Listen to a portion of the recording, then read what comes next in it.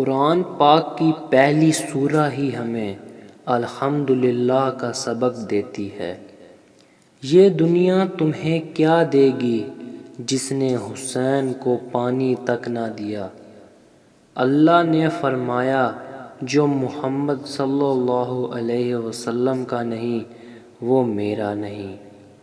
شوق کلام لے گیا موسیٰ کو طور پر، میں کتنا بد نصیب ہوں مسجد نہ جا سکا۔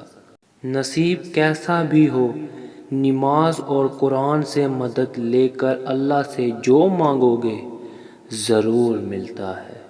جب ساری دنیا منہ پھیر لیتی ہے تو اس وقت بھی اللہ آپ کے ساتھ ہوتا ہے۔ نماز تو وہ شان ہے جو روک لیتی ہے طواف کعبہ کو، تو تیرے کاروبار کی کیا اوقات ہے جس کے لیے تو چھوڑ دیتا ہے نماز کو۔ ہر ٹوٹی ہوئی امید مجھے اللہ سے جوڑتی ہے۔ اخلاق وہ چیز ہے جس کی قیمت کچھ نہیں دینی پڑتی، ہاں مگر اس سے ہر انسان خریدا جا سکتا ہے۔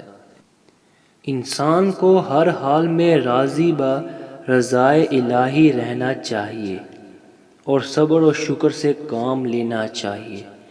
صبر کرنے سے ہی اعلیٰ مقامات عرفان حاصل ہوتا ہے۔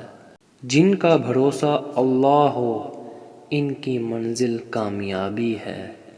کچھ دولت پہ ناز کرتے ہیں، کچھ صورت پہ ناز کرتے ہیں، جن کی باتوں میں دامن محمد مصطفیٰ صلی اللہ علیہ وسلم ہو وہ امتی ہونے پہ ناز کرتے ہیں۔ نیت کتنی بھی اچھی ہو دنیا تم کو تمہارے دکھاوے سے جانتی ہے، اور دکھاوا کتنا بھی اچھا ہو اللہ تم کو تمہاری نیت سے جانتا ہے۔ جو کسی کا برا نہیں چاہتے ان کے ساتھ کوئی برا نہیں کر سکتا، یہ میرے رب کا وعدہ ہے۔ رسول اللہ صلی اللہ علیہ وسلم نے ارشاد فرمایا جو مومن لگاتار بیمار رہے اس کو بخش دیا جاتا ہے۔ اسلام اتنا خوبصورت مذہب ہے کہ مسکرانے پر بھی آپ کو اجر ملتا ہے، اور یہاں تک کہ غصے کی حالت میں خاموش رہنے پر بھی۔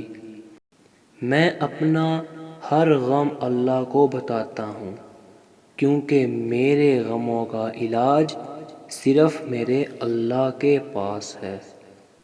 جب اللہ تمہیں کنارے پر لا کر کھڑا کر دے تو اس پر کامل یقین رکھو، کیونکہ وہ چیزیں ہو سکتی ہیں یا تو وہ تمہیں تھام لے گا یا تمہیں اڑنا سکھا دے گا۔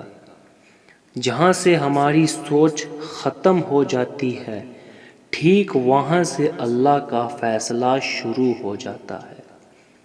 اللہ ناراض ہو تو روٹی نہیں چھینتا بلکہ سجدے کی توفیق چھین لیتا ہے۔ توبہ قبول ہونے کی نشانی یہ ہے کہ اس کے بعد انسان کا دل گناہ سے ہٹ جاتا ہے۔